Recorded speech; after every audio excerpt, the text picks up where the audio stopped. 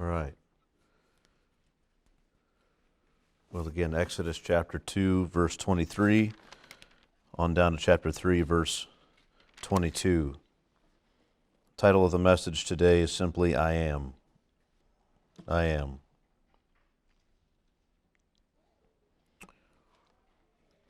Why don't we close in prayer? Why don't we start in prayer? That was a big message, wasn't it? We're short on time today, so why don't we start in prayer before we begin?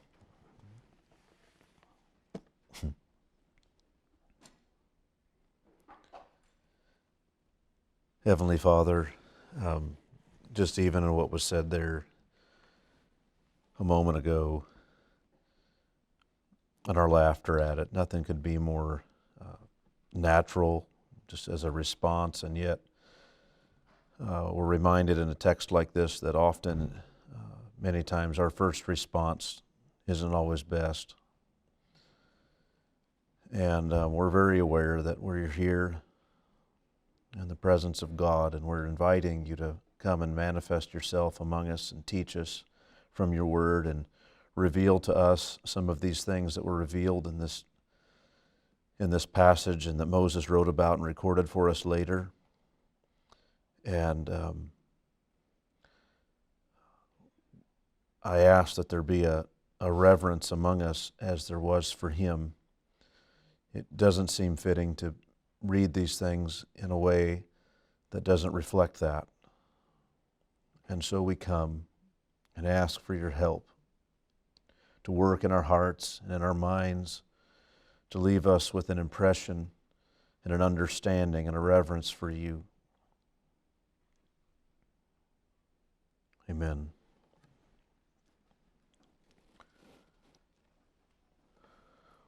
Well,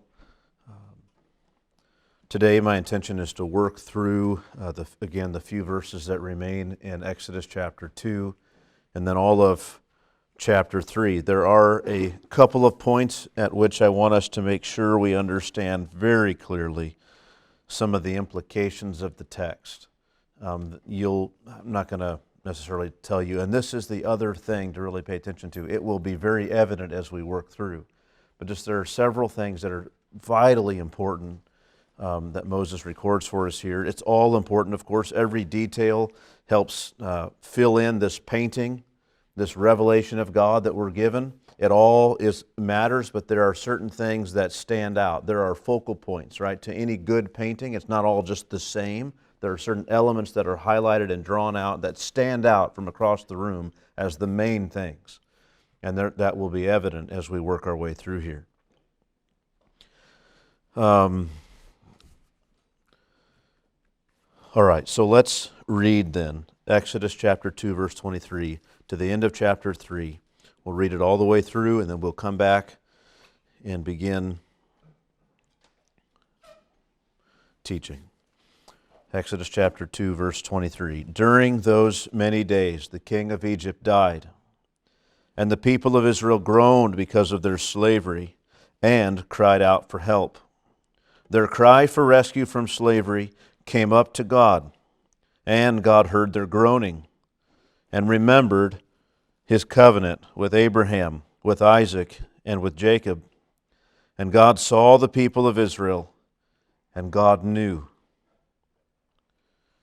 Now Moses was keeping the flock of his father-in-law Jethro, the priest of Midian, and he led his flock to the west side of the wilderness and came to Horeb, the mountain of God. And the angel of the Lord appeared to him in a flame of fire out of the midst of a bush. He looked, and behold, the bush was burning, yet it was not consumed. And Moses said, I will turn aside to see this great sight, why the bush is not burned. When the Lord saw that he turned aside to see, God called to him out of the bush, Moses, Moses. And he said, Here I am. Then he said, Do not come near. Take your sandals off your feet, for the place on which you are standing is holy ground. And he said, I am the God of your father, the God of Abraham, the God of Isaac, and the God of Jacob."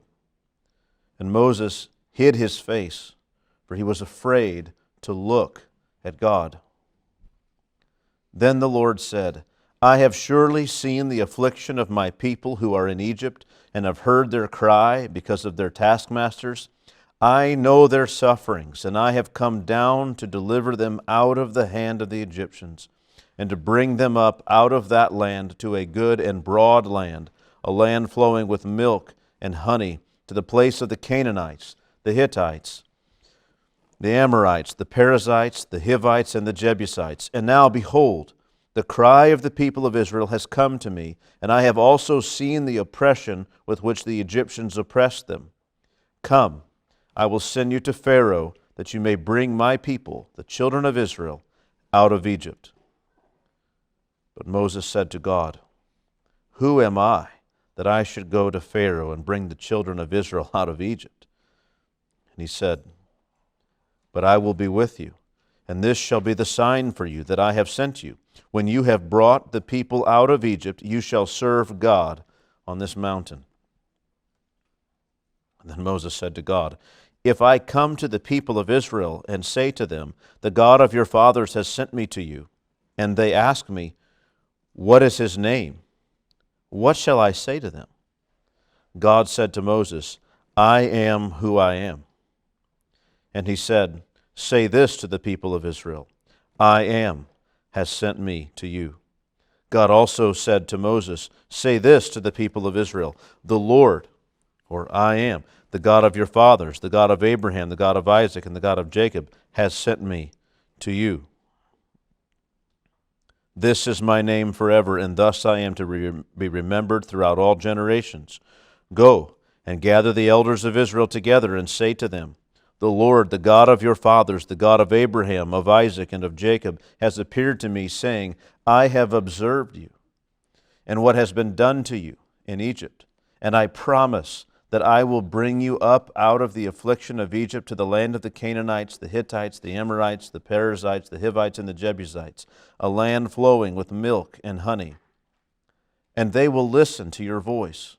And you and the elders of Israel shall go to the king of Egypt and say to him, The Lord, the God of the Hebrews, has met with us.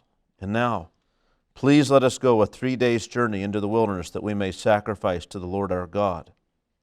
But I know that the king of Egypt will not let you go, unless compelled by a mighty hand. So I will stretch out my hand and strike Egypt with all the wonders that I will do in it. After that he will let you go. And I will give this people favor in the sight of the Egyptians. And when you go, you shall not go empty, but each woman shall ask of her neighbor, and any woman who lives in her house, for silver and gold jewelry, and for clothing. You shall put them on your sons and on your daughters, so you shall plunder the Egyptians. All right. The first thing I want to do and try to do quickly is to review where we are now in the book. You may remember that we basically broke down the book of Exodus into 3 main sections. And in each section, Israel is in a different location. You have Israel in Egypt, at Sinai, and around the tabernacle. 3 different locations. And in each of these 3 sections, God reveals himself in a different way to the people of Israel. Not as like oh no, I'm not what you thought I was, now I'm something different. Not that kind of thing. He reveals something more about himself. He continues disclosing his character and his way to the people of Israel. In each one of the sections, we read about God's provision for the people. We read about his revelation of himself to them, and then finally, God then acts according to that revelation, according to what he's disclosed about himself in all 3 of these sections. Now, for the next few weeks, we find ourselves in the first of these 3 large sections of the book. And within that section, we are in the portion dealing with God's revelation of himself to Israel, not about his provisions. That was kind of chapters 1 and 2, all the things God was doing behind the scenes and in various ways to provide for them and to prepare the situation as he wanted it, his provisions for them. the providence of God we read about.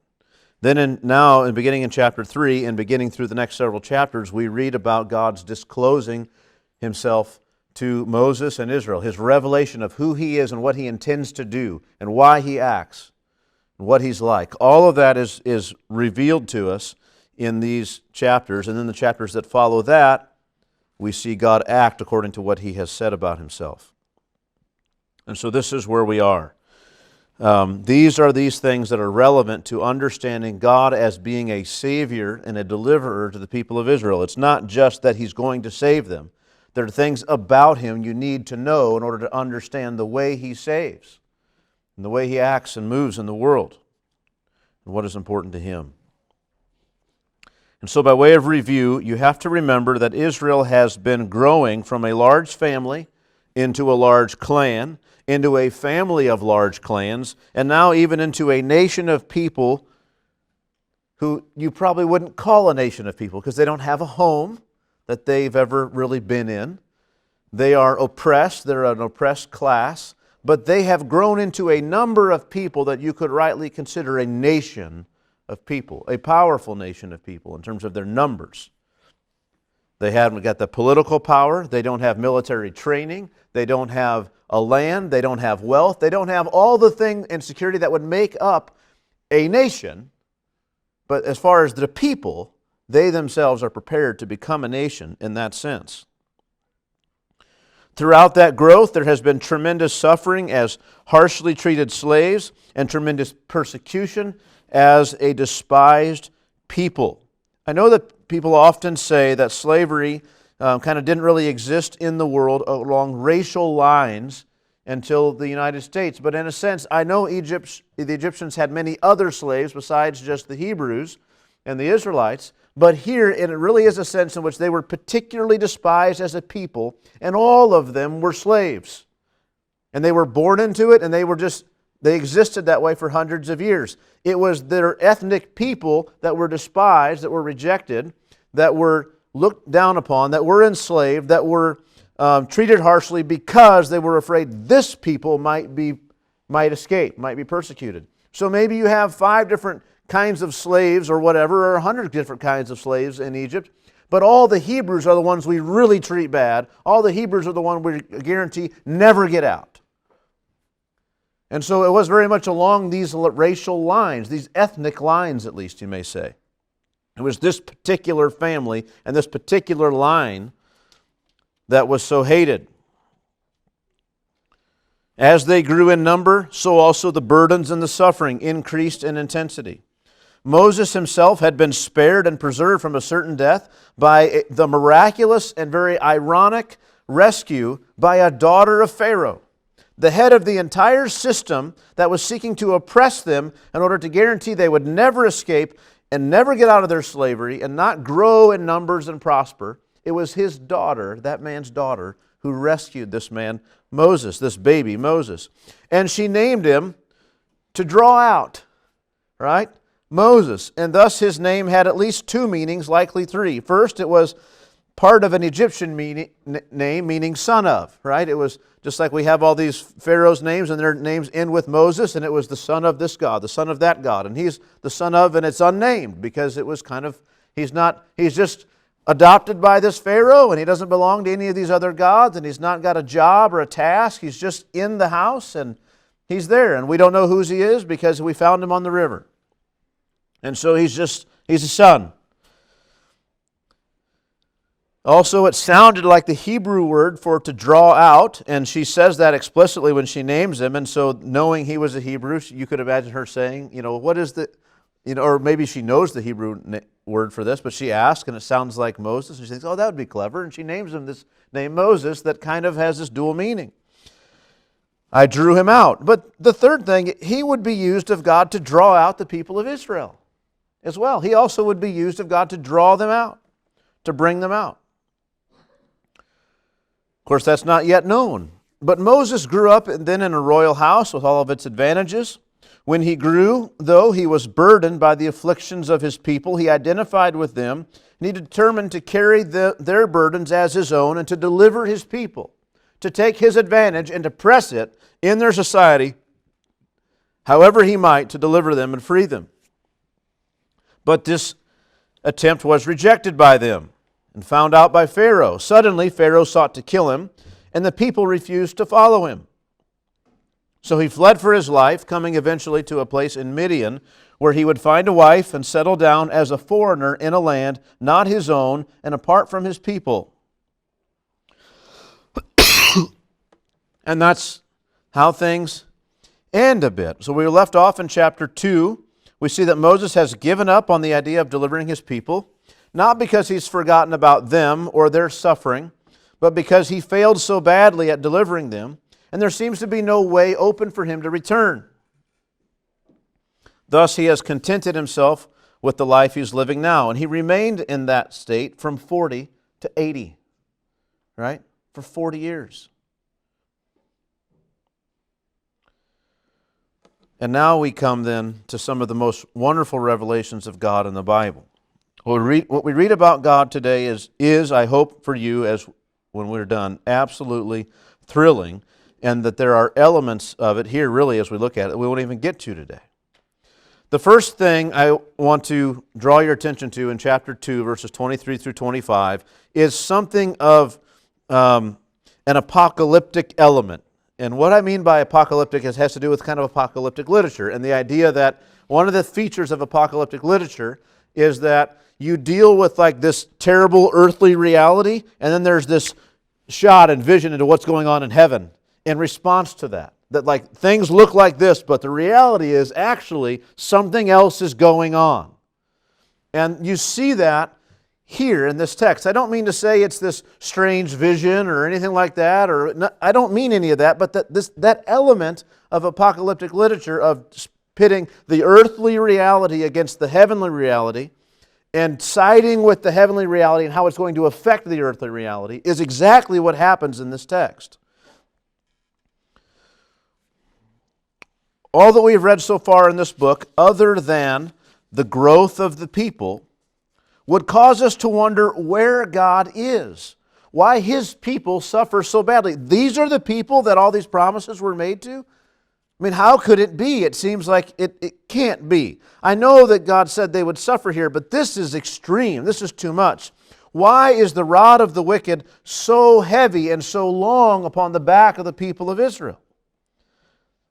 They've been suffering for hundreds of years. They are crying out in their agony, and it appears God has remained silent.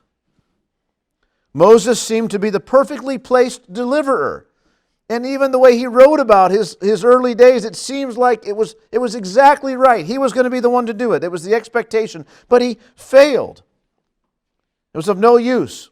He who was meant to deliver them has been separated from them, has settled in life without delivering them. He no longer sees his life as tied with theirs. All seems to be lost and hopeless. But now we consider the heavenly realm and we get the full picture. What do we read? Verse 23, during those many days the king of Egypt died, and the people of Israel groaned because of their slavery and cried out for help. Their cry for rescue from slavery came up to God. And God heard their groaning. So, what happens? Verse 23. During those many days, the king of Egypt died. Those many days, surely a reference to these 40 years that after Moses had left, and in a broader sense to all the years of their suffering. But this king dies. And that's the way it was, wasn't it? I mean, think about one king would die and another would rise in his place, pursuing all the same policies toward the people. Ever since a king arose who did not know Joseph, from then on it was just Pharaoh after Pharaoh, however many there were, who were persistent in this way. Think of the people of Israel one day later gathered together to speak to King Rehoboam after Solomon had died. And they gather together and they say, look, your father ruled us harshly. If you'll lighten our burdens, we'll serve you. And Rehoboam foolishly says, it'll be worse, right? You thought it was bad with my dad. Wait till you see me. And they rejected him and rebelled against him. Well, the people of Israel are slaves here. They don't have that ability. But some king dies and it just continues and persists in this way. But it's a different king now, one who evidently doesn't know Moses or doesn't know Moses as well or isn't maybe particularly angst about what Moses did in murdering that Pharaoh, or that Egyptian. And so this Pharaoh is not out to kill him on sight, but there's a change in Pharaohs. But the same cry, the same groaning, all this continues. And so the people would groan and cry out for help. There are two ideas here in terms of their crying out. First, there is the plain act of groaning under a wicked ruler. Let me show you, actually prove to you that there are two separate ideas at play. First of all is their suffering, the fact of their suffering. And then secondly is their crying out to God about the suffering. And they both matter. And there's even, like if you look here, verse 23, and the people of Israel groaned because of their slavery, and they cried out for help. And their cry for rescue for slavery came up to God. Their cry came up. So they groaned and they cried out for help. Their cry came up to God, and God heard their groaning. Both things are mentioned. And throughout the text, God actually says both things repeatedly. I've heard their cry, I've seen their groaning, I've seen their oppression, and I've heard their cry. And so it just comes up again and again as two separate things.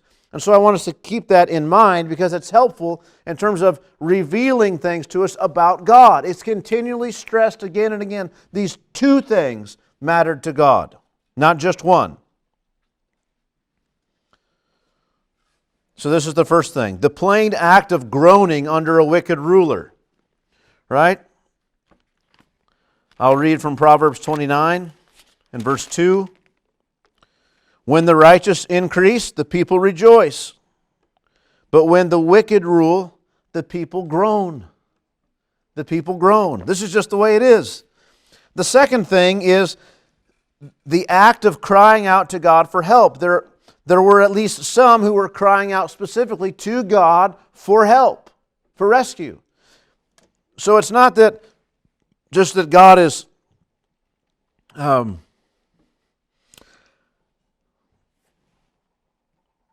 God has two reasons to act. Their cry for rescue from slavery came up to God, and God heard their groaning. The first reason for God to act is because He cares about the suffering of the oppressed. Right? He simply cares about it. He certainly has His own reasons for tolerating it for a time. But make no mistake, He cares deeply about it as a wrong done upon the earth. And He will always respond in the end to every injustice. And this injustice specifically is a great one, known and marked by God. The second reason for God to act is that God has obligated Himself to the Israelites' fathers in unprovoked promises and kindness to their fathers with great plans for bringing blessing to the world, and they are the ones crying out to Him. So the first reason is that there is simply injustice to be done. They are groaning. God hears their groans. And He decides to act. But it is also true that these people are crying out to Him. Why are they crying out to Him? Because they are the children of those to whom God has made promises. And God remembers that. In verse 24, and God heard their groaning, and God remembered His covenant with Abraham, with Isaac, and with Jacob. It's this memory. The fact that the second reason to act is these are His special people.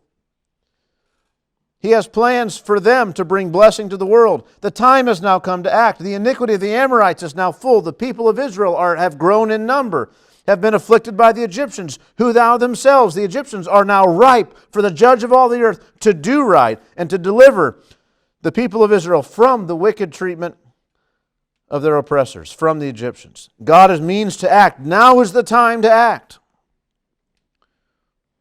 So, mindful of two things. Mindful of their suffering, that there is suffering here that must be dealt with. It has reached a level and it's time to act. And then also that He has made special promises to them and they are crying out to Him, has moved God to act.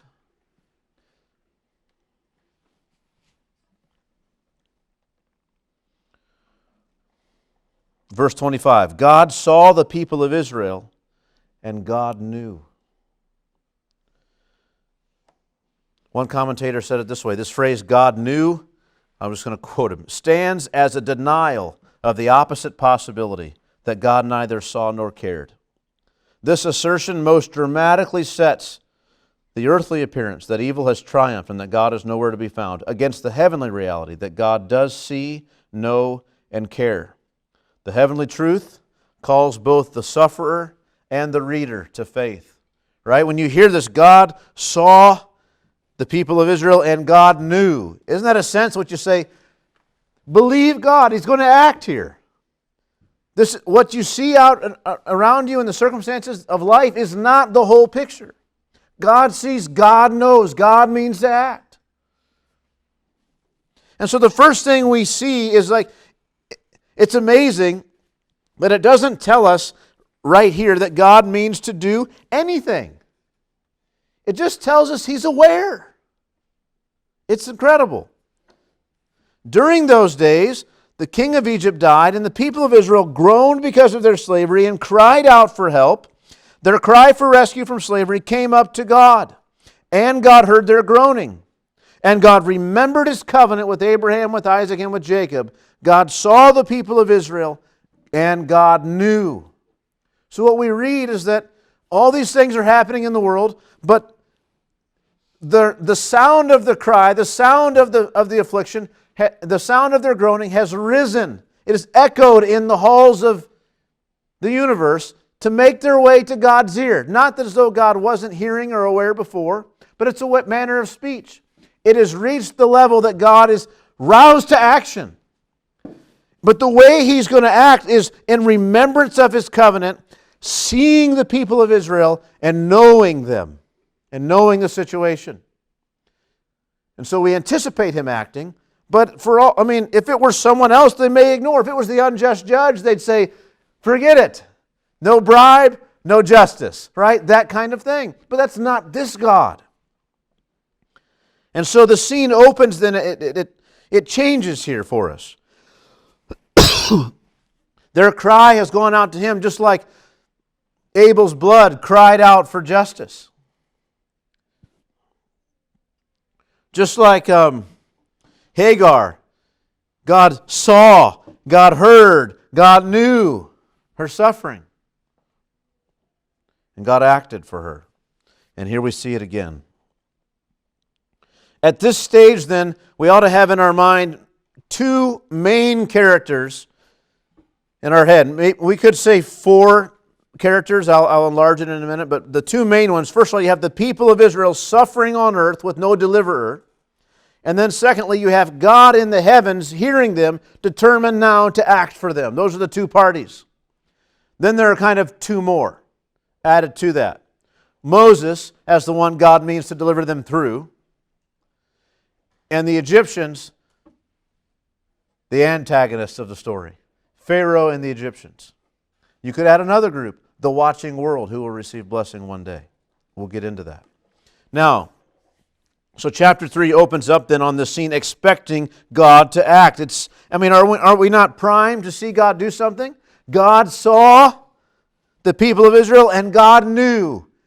And what's He going to do? Well, chapter 3 verse 1, change of scenery.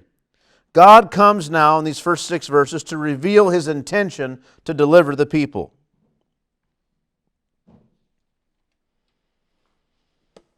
Now understand, it is not merely that God announces His intention, but rather as His deliverance is intended to bring the people unto Himself.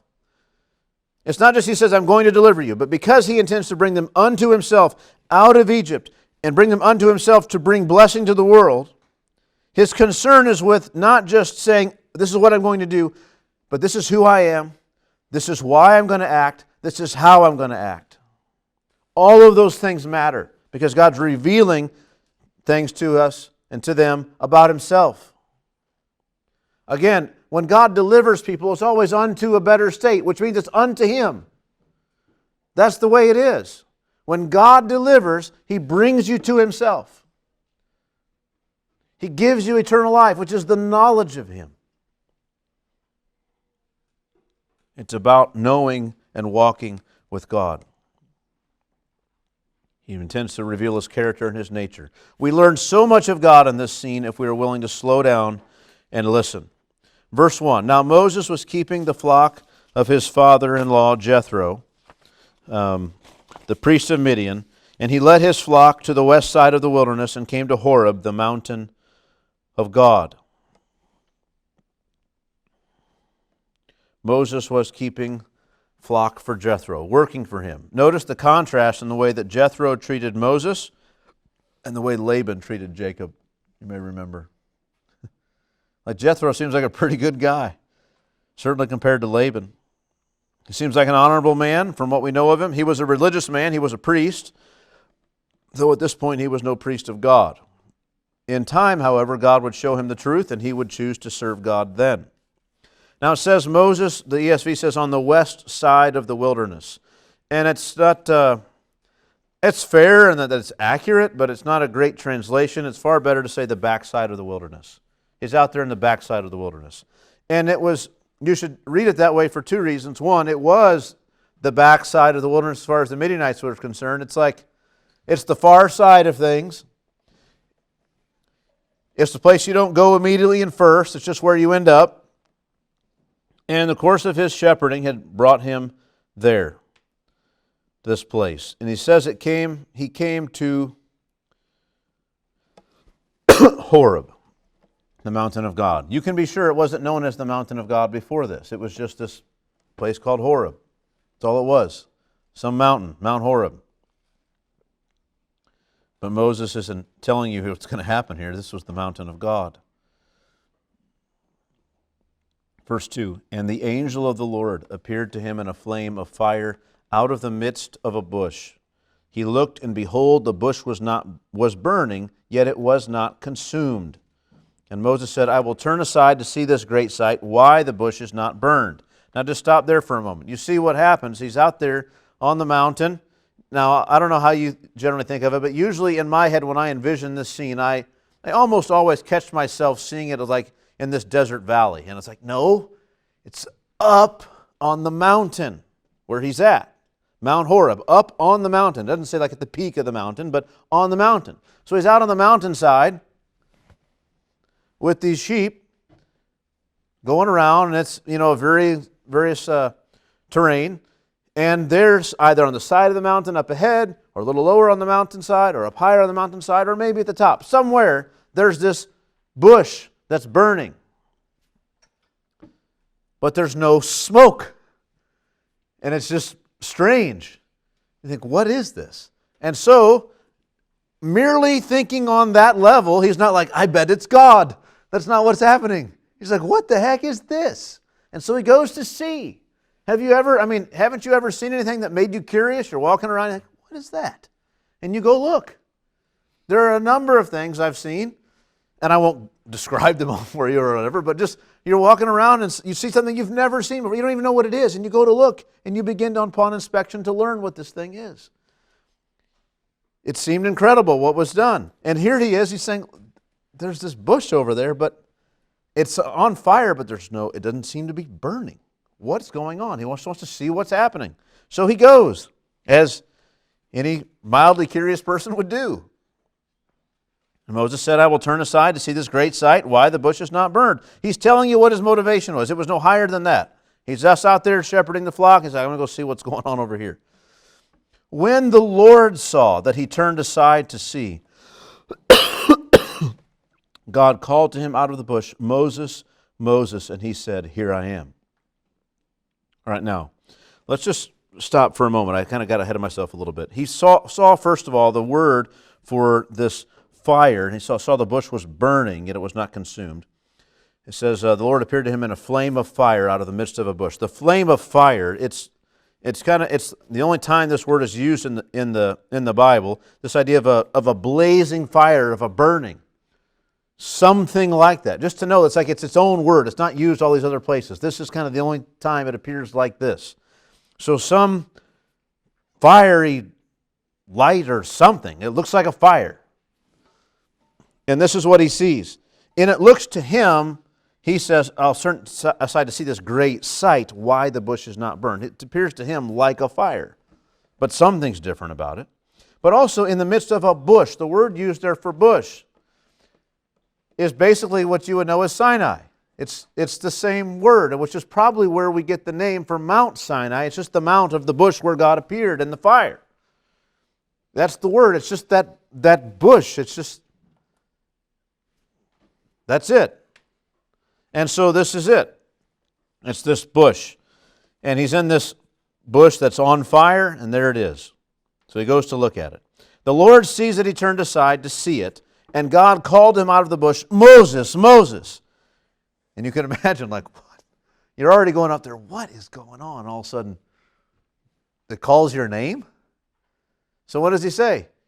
Here am I, which is what every time in Scripture, again, it's what happens whenever you call out, you respond to someone who's calling for you to indicate your willingness, your posture of servitude to them. What do you want? What is it you'd ask me? I'm completely open to you.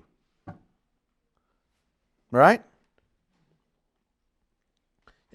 You couldn't be more open than that sort of a response. Here I am. I'm right here before you. Then he said, do not come near. Take your sandals off of your feet, for the place on which you are standing is holy ground. So all of that happens. Then he said, then something else happens. I am the God of your... Why the pause? Moses, Moses, here I am. Then he said, do not come near. Take your sandals off your feet, for the place on which you're standing is holy ground. So what does Moses do in the pause? He stops and he takes the sandals off. And then God speaks again. And he said, I am the God of your father, the God of Abraham, the God of Isaac, and the God of Jacob. And now Moses responds to that. And Moses hid his face, for he was afraid to look at God. When he saw the burning bush before, he wanted to go to look. He went to look. But now that he knows who it is that's there, he is afraid to look. He refuses to look. And the difference is, now I know it's God. It's not that the sight of the physical thing I'm looking at will somehow harm me. It's that if this is a manifestation of God, I don't deserve to look upon Him. There's that level of reverence. It's far more than taking my shoes off. I mean, taking his shoes off, he's a shepherd. Following the sheep along the mountain, you think his shoes were clean? Of course not. He wouldn't have entered your house with his shoes on. Just like they didn't back then. You go into someone's tent, you take your shoes off at the outside, you wash your feet, and you go in and sit down. It's just common practice. You don't bring all that stuff into your house. Right? It's why just inside of our door at our house is a place to put your shoes. Right there. There's also a sense of reverence. You take your hat off, right? Sense of reverence. This is what we mean.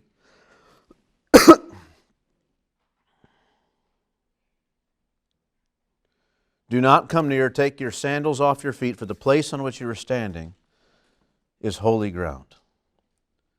He doesn't know the full meaning of that yet. He just means that this is not a common place. This is a sacred place. This is something special, unique. At this point, all he knows is there's something inside of there calling to me, and this whole thing seems a little bit otherworldly. And I've been told this isn't a common place. It's some temple shrine or some kind of thing like that. So I take my shoes off and I walk in. All right, he doesn't walk anymore. He says, do not come near and take your sandals off your feet. He takes his sandals off and stays there. How far is he? I don't know. 10 feet? 20 feet? 50 feet? 100 yards? 300 yards? I don't know how far off he is. It doesn't tell us. He was far enough away to see something and to begin to know, I'm going to go over there and approach it. And on his way there, he stopped as God calls out to him and says, come no closer.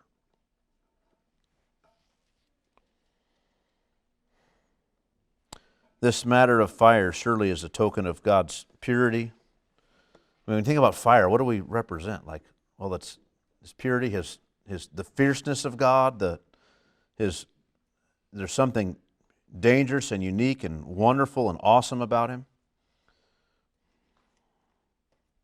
This burning bush is part of the natural world, and yet it's not consumed. It's just some sort of different sort of a fire, different sort of everything, Kind of reminds us of, there in Revelation, of Jesus, whose eyes are one way, he's got his fiery eyes, and he's got a sword for a tongue. And it's like, what do we do with these sorts of images? Well, it just shows us this is heavenly, and it's awesome. It's not ordinary. Even though there's an element of this that seems earthly, it seems familiar, but it's so different than that. So, this filth from his shoes cannot enter the presence of God. He comes no closer to, because this is a holy place, and he's been commanded not to. It didn't matter to Moses that a voice inside this bush called to him, or called him his name even, knew his name. None of that mattered. But the moment he identified himself as God,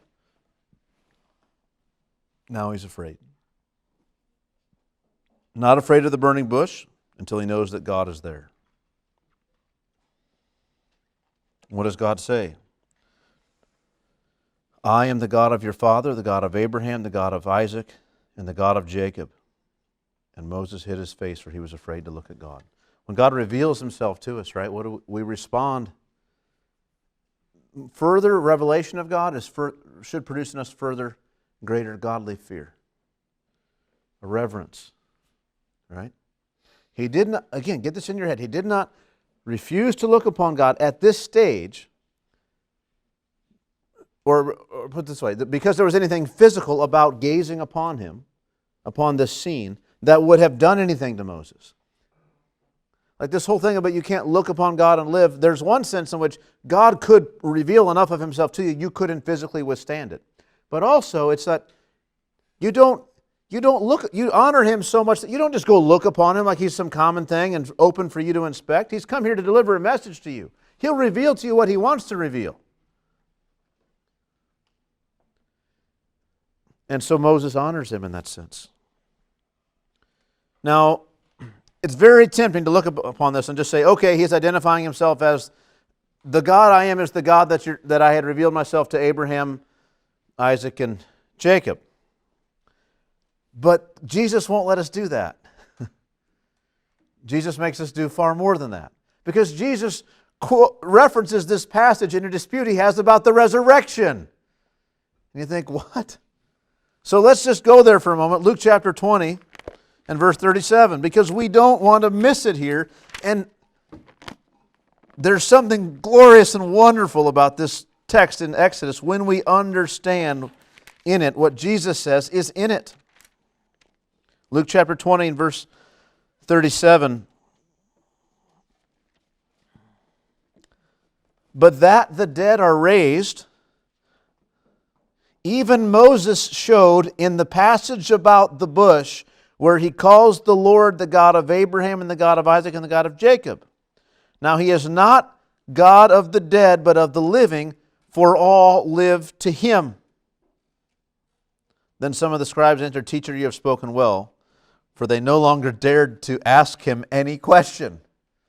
They didn't say, that's not in that passage, you fool. They said, whoa. It is there. And they stopped asking questions. So we ourselves could be excused if these scribes and the Pharisees, these people who had given themselves to the study of God's Word, missed it. But Jesus pointed it out. So I want to also see it in the text. And what he says again, but that the dead are raised. Now notice, this is important. There are two things.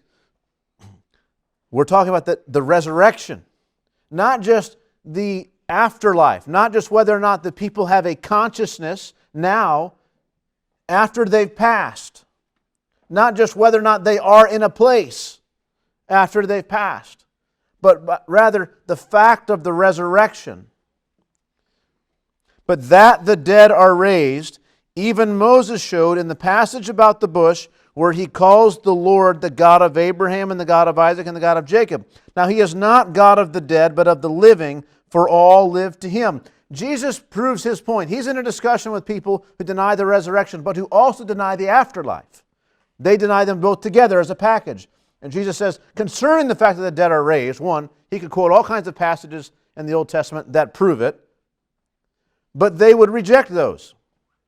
And they say, this whole matter of the afterlife isn't even in those passages. And he quotes a text that shows absolutely that these people are alive to God, that God acknowledges them now and owns them as those he fellowships with even now. And they no longer question him at all. So we have then in this text, this passage, the one about the bush, what do we see?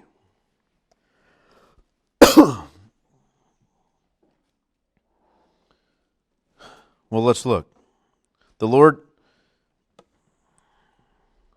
verse 6, and he said, I am the God of your father, the God of Abraham, the God of Isaac, and the God of Jacob. And Moses hid his face, for he was afraid to look. Then the Lord said, I have surely seen the affliction of my people who are in Egypt, and have heard their cry because of their taskmasters. I know their sufferings, and I have come down to deliver them out of the hand of the Egyptians, to bring them up out of that land to a good and a broad land, a land flowing with milk and with honey, to the place of the king. And he mentions these names. And all of this is in the context of, I've made these promises to them. And the idea is this. God, first of all, on one level, God means to fulfill these promises. I'm the God of these men. I made them promises. I will fulfill them. But secondly, and more importantly, I am the God of these men. Not I was. I remember being. Because I was a God to them, I will act in some ways as a God to you. That's not it. I am their God. I am the God of your father, who probably was still alive. The God of Abraham, the God of Isaac, and the God of Jacob. No distinction. I'm the God of all these men. Don't you mean you are my God and you are my dad's God and you were their God? No, I am the God of all of you. I am their God.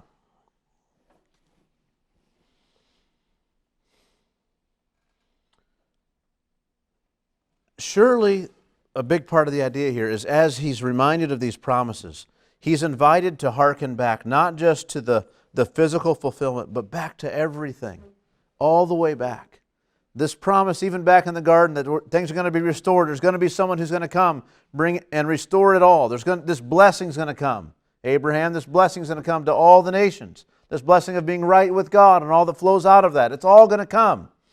And he sees here that God is presently now in fellowship with Abraham, with Isaac, with Jacob. And he means to come and draw the people of Israel out of slavery back now unto himself and to be God to them in a greater sense than he is right now. To put himself in this relationship with them in measure as a nation. In process of fulfilling all the promises that he made those men. Not just the ones about the land. These were incremental steps that had to be made and taken in order to get to the full-blown fulfillment of the promise that all the nations of the earth would be blessed.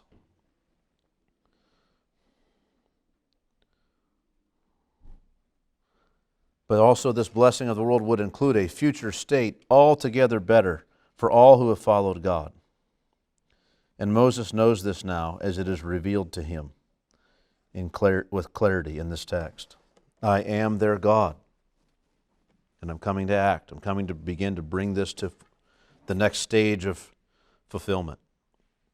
It's a glorious reality. God has all of this in mind, and he discloses so much of this to Moses. To think that here at this state, Moses is either learns for the first time or is reassured what maybe he had suspected. But this reality that God is presently in fellowship with these men, and he's acting now according to the promises he's made to them. What a thing. Well, Moses' response was a right one, right? He hid his face once he realized who was before him. His response was exactly right. All right, verses 7 through 10. Then the Lord said, I have surely seen the affliction of my people who are in Egypt, and have heard their cry because of their taskmasters. You see again, both things are mentioned. I have seen their affliction, and I've heard their cry. I know their sufferings, and I have come down to deliver them out of the hand of the Egyptians and to bring them up out of that land to a good and broad land, a land flowing with milk and honey, to the place of the Canaanites, the Hittites, the Amorites, the Perizzites, the Hivites, and the Jebusites. And now, behold, the cry of the people of Israel has come to me. There's the one hand again. And I have also seen the oppression with which the Egyptians oppressed them. Both things are mentioned again. Come, I will send you to Pharaoh that you may bring my people, the children of Israel, out of Egypt. Well, again, we saw those two things mentioned again and again through there. God is announcing to Moses what? It's time to act. I'm ready to act. I'm ready to deliver. Now is the time. Now I will deliver them from the Egyptians and to this place that I will provide, a land for them where I will bless them. He says in verse 10, come. Now earlier he had said, come no closer. Do not approach. Now come. He doesn't mean come to the bush, but it means come with me to Egypt. Come. I will send you. Listen, I've got a job for you. Come. I will send you to Pharaoh that you may bring my people, the children of Israel, out of Egypt. Listen to the way God describes it. Come. I will send you to Pharaoh that you may bring my people, the children of Israel, out of Egypt. They're mine. Verse 8, I have come down to deliver them.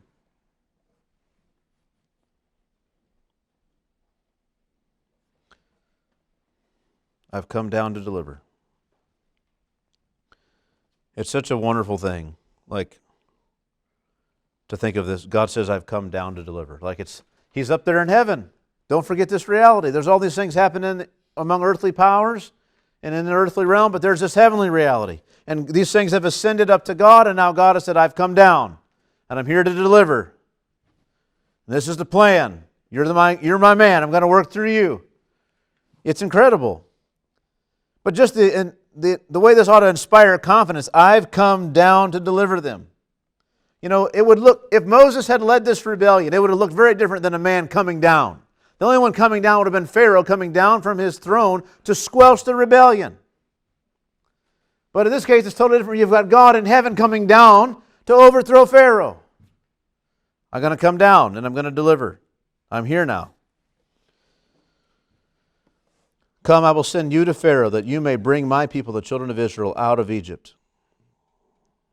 He's sent there, Matthew Henry says, something as a herald of arms to Pharaoh.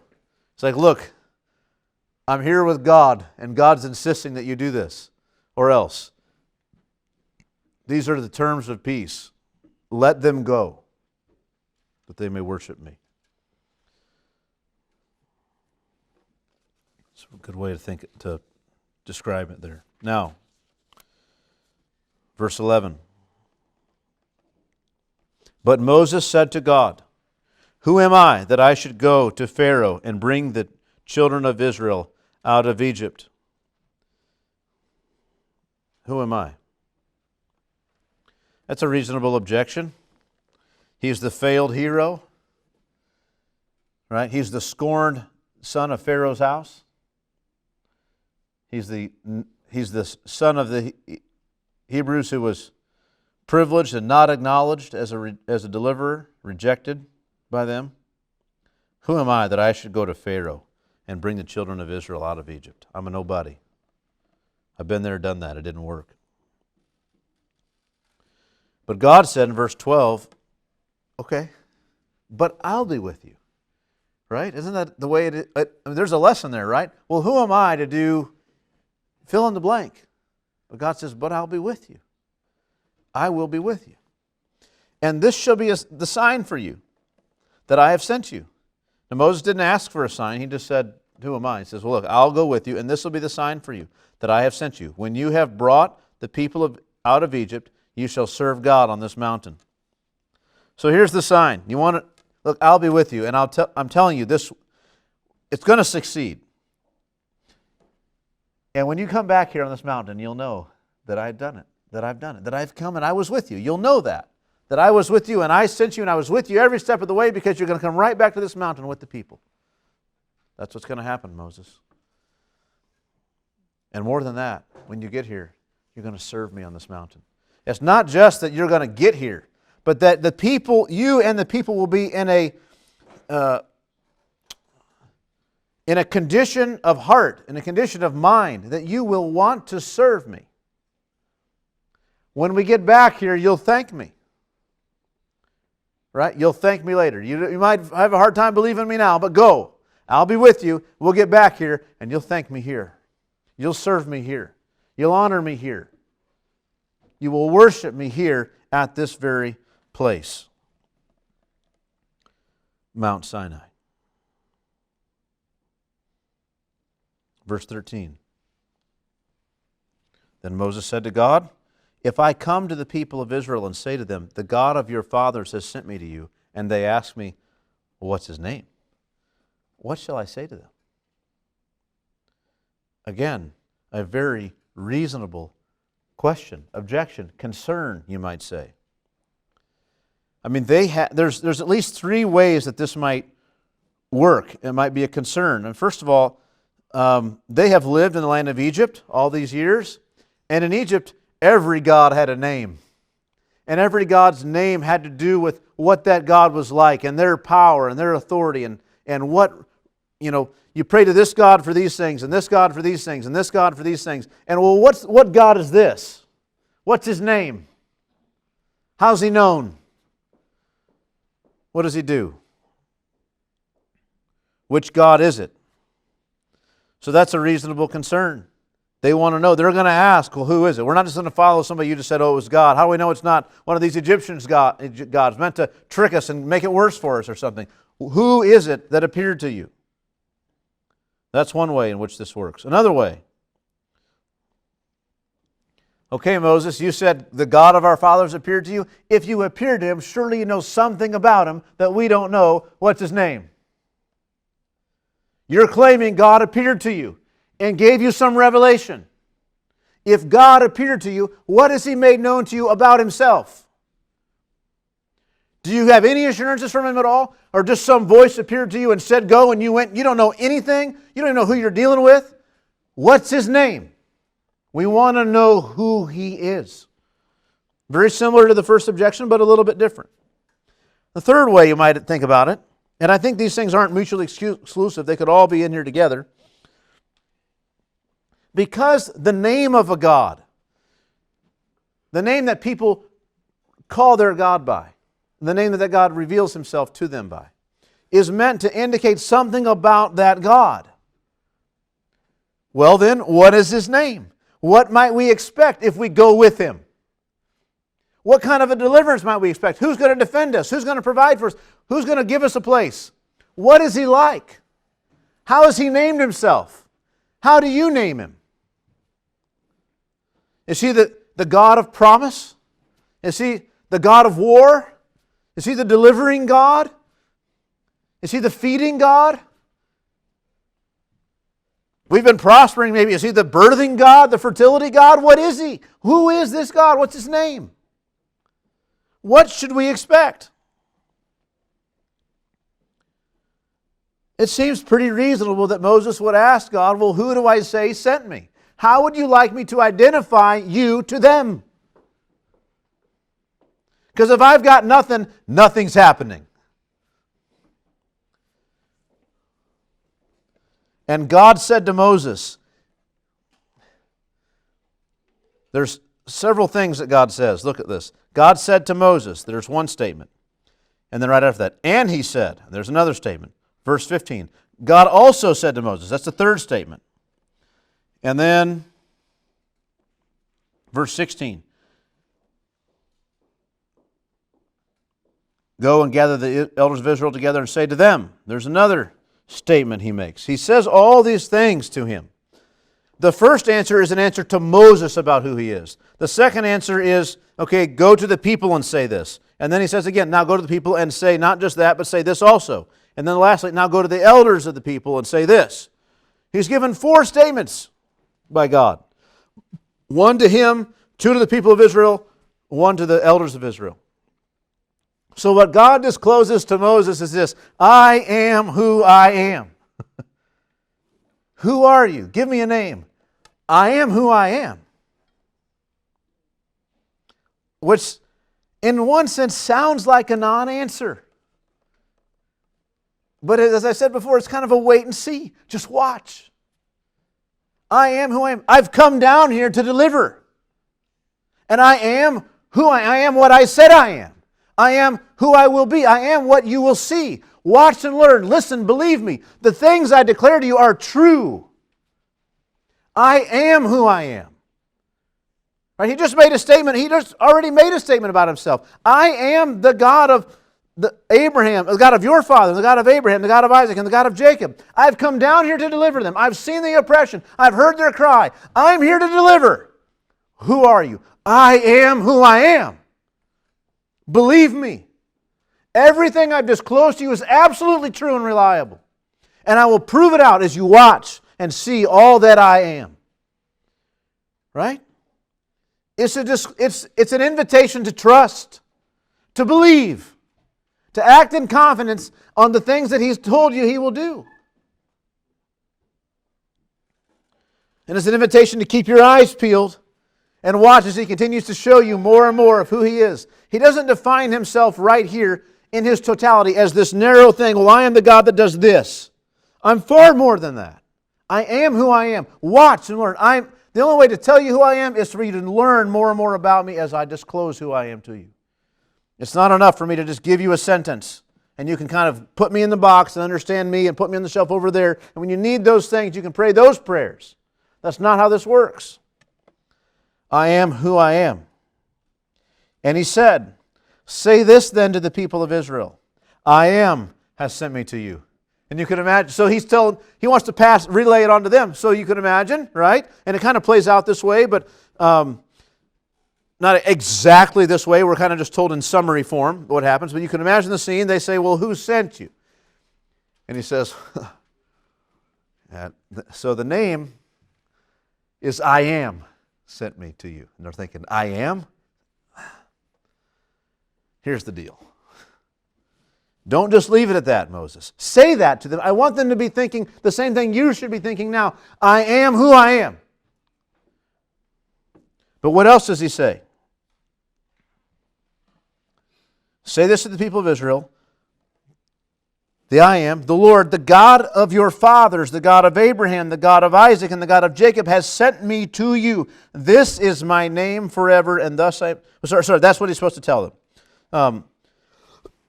That this God, the God of their fathers, the God of Abraham, the God of Isaac, and the God of Jacob has sent me to you. So God wants two things in mind of the people of Israel. One, whoever this God is that showed up, He is who He is.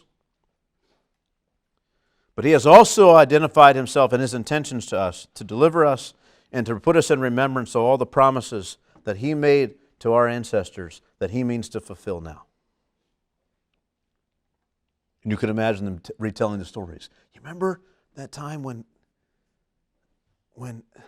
in that vision that Abraham had and God revealed, and God said we were going to be here for 400 years, and then He would deliver us.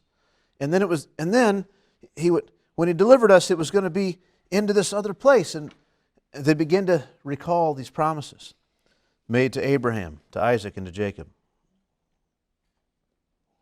And God reveals Himself in this way. And what does God say to Moses about this revelation? This is my name forever, and thus I am to be remembered throughout all generations. I am is the one who sent you.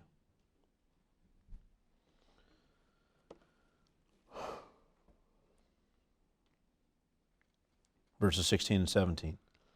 Go and gather the elders of Israel together and say to them. Now a further explanation to the elders, those who bear responsibility for the people. What would that be like? Imagine the elders of Israel. We're all slaves. What do you mean the elders? Do they have elders in their community? They have leaders among them? Yeah. They haven't abandoned and lost their culture and the significance of these things entirely. There are elders among them. Probably many of them picked by them, many of them picked by the Egyptians. Gather the elders of Israel together and say to them, the Lord, that is I Am, The God of your fathers, the God of Jacob, of Isaac, and of Jacob, has appeared to me, saying, I have observed you and what has been done to you in Egypt, and I promise that I will bring you up out of the affliction of Egypt to the land of the Canaanites, the Hittites, the Amorites, the Perizzites, the Hivites, and the Jebusites, a land flowing with milk and honey.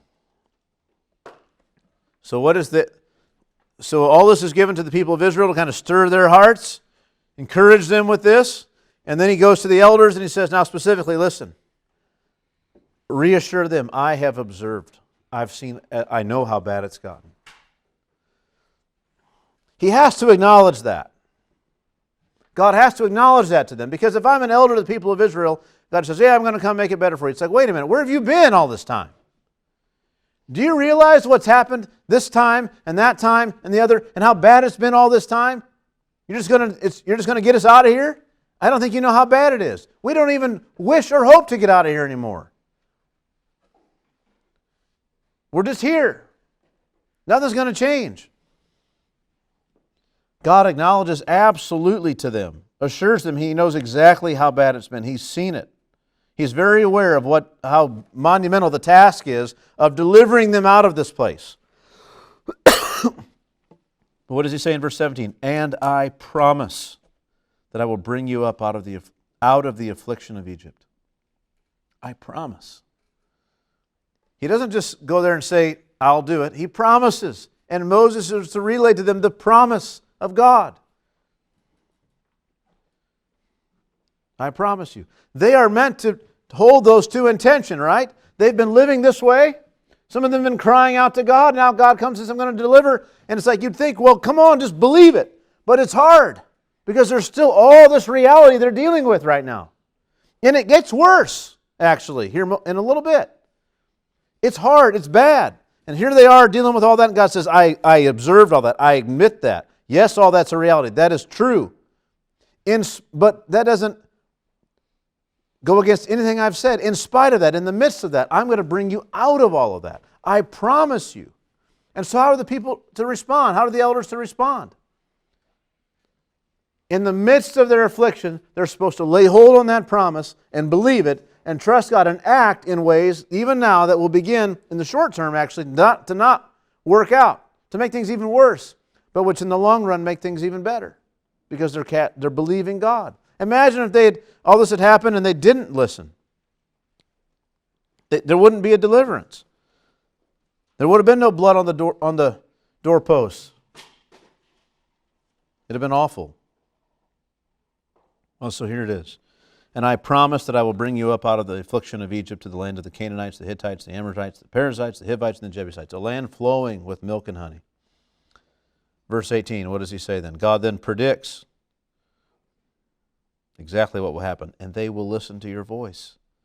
It doesn't seem likely, but they will listen to your voice, and you and the elders of Israel shall go to the king of Egypt and say to him, the Lord, the God of the Hebrews, has met with us, and now please let us go a 3 days' journey into the wilderness that we may sacrifice to the Lord our God. So all I want you to do is go there with him and just ask to get out of town for a little while, out of the nation for a few days, and serve me, make sacrifice.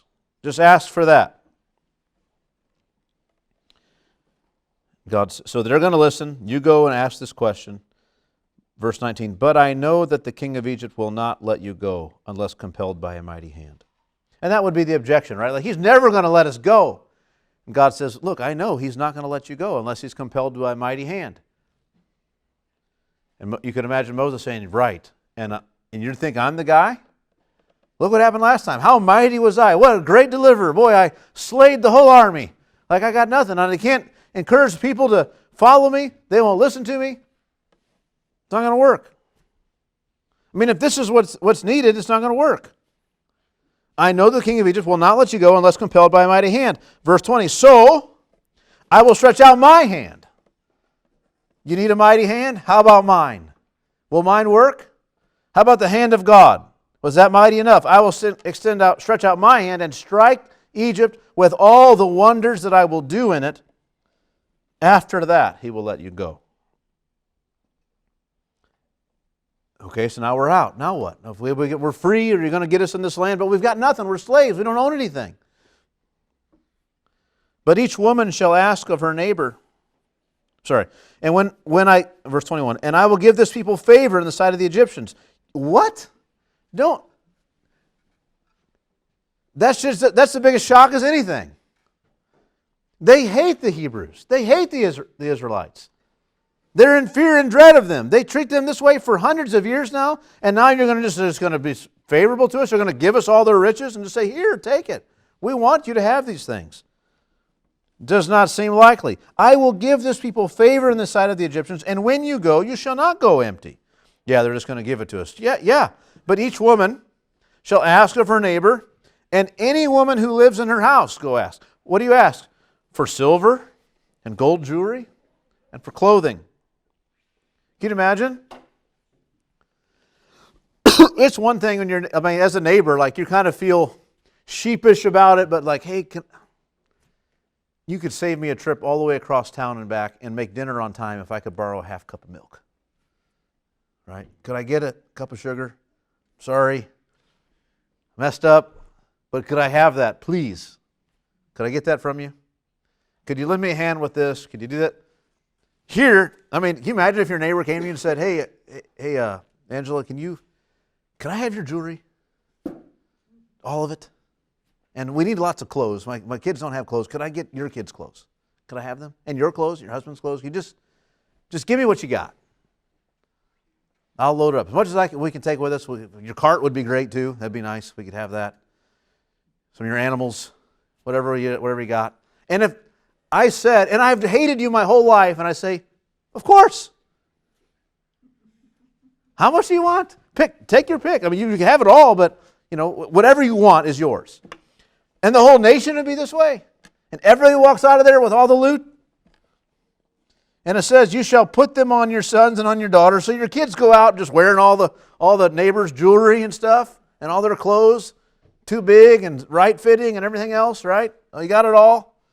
And out we go. I got 5 shirts on and I'm going out, whatever it is, you take everything you can. You shall put them on your sons and on your daughters. So in this way you shall plunder the Egyptians. Justice. You see, God says, they've built their wealth upon your backs. They've mistreated you so badly all this time. What's going to happen is when you go to leave, I'm going to bring this mighty works in here and force Pharaoh's hand, but when you leave, the people, instead of hating you, are going to love you and give you all this stuff and send you on your way to get rid of you. It's like they're acknowledging, like, we've been wrong in this, take it all. And you take it all and you leave, and they're left with hardly anything, and you've got all the riches. It's incredible. You're going to be set up just fine. What a thing. You will plunder the Egyptians.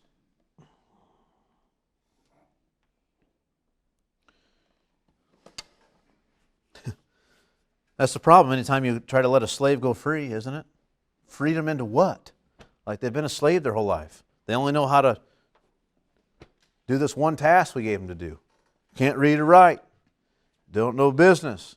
They don't have anything. They don't have a place to live. What do we do with them? When God says, I got all that taken care of. I got a whole land for you. There's people there. I'm going to get them out of there. I'm going to provide for you guys. And you're going to have all kinds of riches and wealth. And we know even those clothes didn't wear out for all those years they were wandering around in the wilderness, all these things. It was amazing what God did to provide for them. Well, there are a number of things to say here about this text. Look at God's justice here revealed. The way that things will be flipped over on their head. But more than that, knowing that not only is there justice here, but there's even more than that. There's an eternal balancing of the scales one day. And that is hinted at to Moses by this reality that he's given in chapter 3, verse 6, where he says, I am the God of your father, the God of Abraham, the God of Isaac, and the God of Jacob. God's time frame isn't just what happens here on this earth. It's long term. It's eternity. And God is a kind of God who, when He moves to deliver His people, He moves to give justice on the earth. He's concerned with justice. He's concerned with His promise. He's concerned with deliverance. He's concerned with His character. He's concerned with all these things. And whatever measure of His justice is revealed, we know there's far more. God won't cease to be who He is in eternity, and justice will be had eternally. Consider the way God provides. So first of all, His justice is being revealed. Secondly, His provisions are being revealed. His care to provide for them is revealed. These are all things that ought to encourage us as believers, right? We see God's justice. We see His careful attention to provision. We see the way He means to bless them, even physically, a land flowing with milk and honey.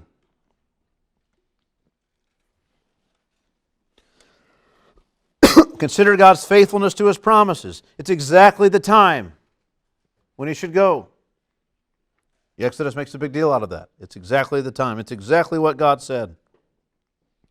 This is glorious. He's the one putting all the people in remembrance of His promises.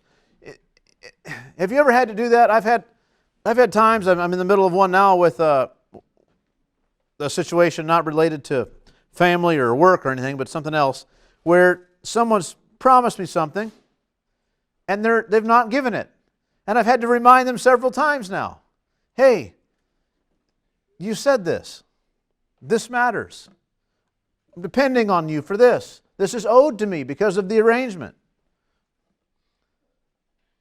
Thankfully for me, they've begun to respond now and say, okay, yeah, let's take care of that. It's a big deal. But this is what I mean. If you are constantly having to go to someone to remind them of the things they've told you that they would do, there's not a lot of confidence that they're going to do it. But when they're coming to you and said, listen, I made some promises and I want you to remember that about me. Don't forget the promises I've made to you. Then you know, like, they mean to deliver. They mean to act on these things, to deliver what they've promised. And this is what God is. He's coming to them and saying, I'm the God who promised these things. Don't forget. I promised this, and this. I promised all these people, and I mean to fulfill my promise.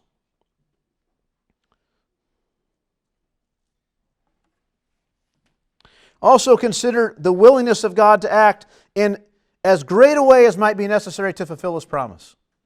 He says, look, I know I'm telling you to do all these things, and Pharaoh's not going to let you go. It's going to take a mighty hand to get you out of there. And so, I'll bring a mighty hand. No object.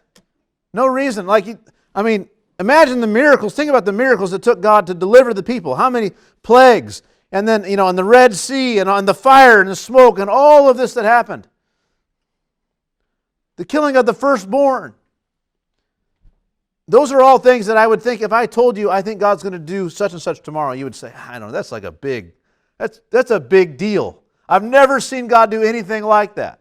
I don't think that was likely to happen. Like God says, look, I'm going to get you out of there, and if that's what it takes, that's what it takes. That's how I'll do it. Whatever's necessary, I will do it. Of course, we learn later God even had a hand in making it that bad by hardening Pharaoh's heart, so it got that bad. God wanted this mighty display of His power. He wanted us to say, oh, He's pretty strong, but to say, there's never been a God like this, who works for those who wait for Him, who delivers even from Pharaoh. What a thing. He'll do absolutely anything. He's super willing to do anything and everything that is necessary to fulfill His word and His promise.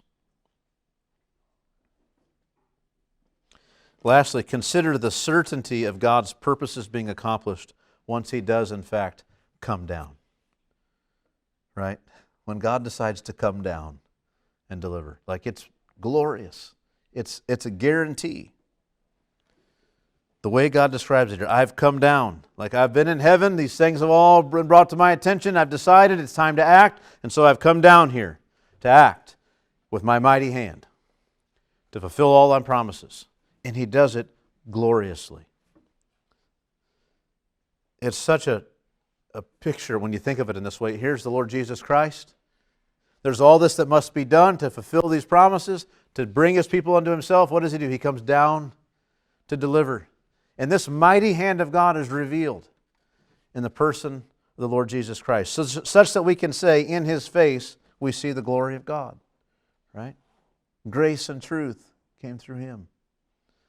It's wonderful, beloved. God comes down to deliver. He promised Moses, I'll be with you. Like, I know I'm asking you to go through these things, but I'll be with you. And it'll come to pass. What encouragement we should take in the presence of God with us. The same God who He hid His face from is the one who says, in another sense, I will be with you as you go. Moses didn't walk around there this whole time hiding his face. God's with me somewhere. I don't know where He is. I can't see. That's not what it is. It's something different than that. I'm with you in this sustaining way, in a protecting way, in a fulfilling way to bring these things about. But what you need to know about the God who's there is that He's unlike anything else. He's not the God who just exists to get you this thing or that thing or to fulfill this sort of a promise. He just is who He is. He's not the God who you say, well, we will serve you when we want this. He shows up in the middle of your day on the backside of the wilderness and says, here I am. I've called you to this. This is what we're doing. It's going to happen. And you follow. You take the proper place. You do what Moses did. You hide your face. You bow. You say, yes, Lord. He's not unwilling to deal with these objections. But as we'll see next time, there comes a time where you're out of excuses. And God is no longer patiently waiting, but He's angry. The Lord Jesus Christ was the same way. There were times when He would answer all sorts of questions from the disciples. Other times, He was exasperated with them. How long will I have to bear with you? Right? There's a proper place for these questions, and there's a time when we've got enough answers and we're just making excuses now. It's amazing to think that Moses would give an excuse. Don't you want to be involved in this? Right? Isn't this what you want? Well, Christians do the same thing all the time. God's called us to so much in sharing the gospel with people, and Christians all the time make excuses this reason or that reason why they can't. It's so familiar. You ought to hear yourself in these things. Right? Go. This is God's promise. I will deliver.